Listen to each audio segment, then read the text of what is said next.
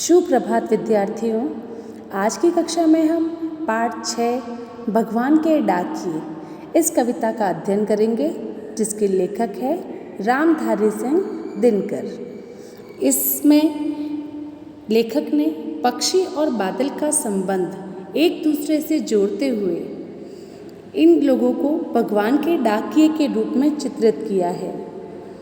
पक्षी और बादल ये भगवान के डाकिए हैं। डाकिए जो हमारी डाक को एक जगह से दूसरी जगह पर पहुंचाता है, वैसे ही पक्षी और बादल भी क्या है, ये भगवान के डाकिए हैं। यानी भगवान हमें जो संदेश भेजता है वह पक्षी और बादल के द्वारा हमें प्राप्त होते हैं, जो एक महादेश से दूसरे महादेश को जाते हैं। यानी हमारे ये डाकिए एक देश से दूसरे देश तक का सफ़र तय कर लेते हैं। हम तो समझ नहीं पाते हैं, यानी हम नहीं समझ पाते हैं कि ये क्या संदेश लेकर आ रहे हैं, या ये क्या कहना चाहते हैं, या ईश्वर ने इनके साथ क्या भेजा है। मगर उनकी लाई चिट्ठियाँ, लेकिन ये लोग जो ईश्वर की चिट्ठियाँ लेकर आते हैं, पेड़ पौधे पानी और पहाड़ बाँचते मतलब पढ़ते हैं।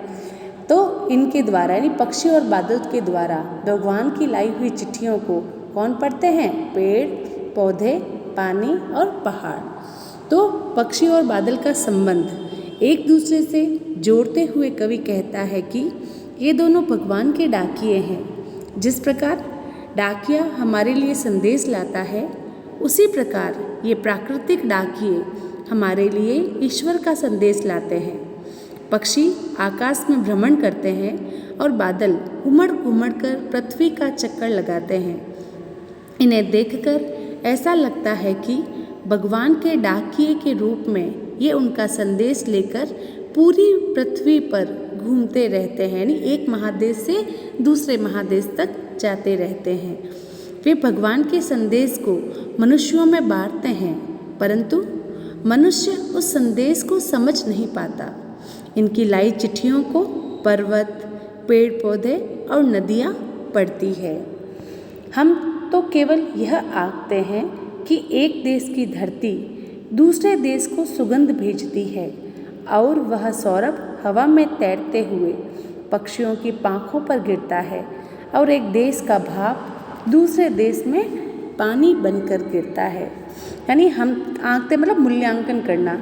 हम तो केवल यह मूल्यांकन कर सकते हैं कि एक देश की धरती की सुगंध दूसरे देश की धरती तक यह बादल ही पहुंचाते हैं, क्योंकि बादलों के साथ जो हवा चलती है और वह सौरभ हवा में तैरते हुए, सौरभ यानी सुगंध, जमीन की सुगंध हवा में तैरते हुए एक जगह से दूसरे जगह पर, एक महादेश से दूसरे महादेश तक, यानी एक सीमा से पार दूसरे सीमा तक भी पहुंचती है, और पक्षियों की पाँखों यानी पंखों पर तिरता है।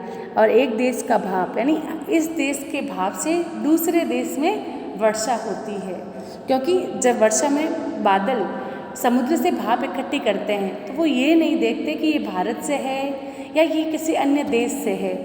भाप इकट्ठी होती है, और जब ईश्वर वर्षा करता है बादलों के माध्यम से, तो वर्षा सभी के लिए समान होती है।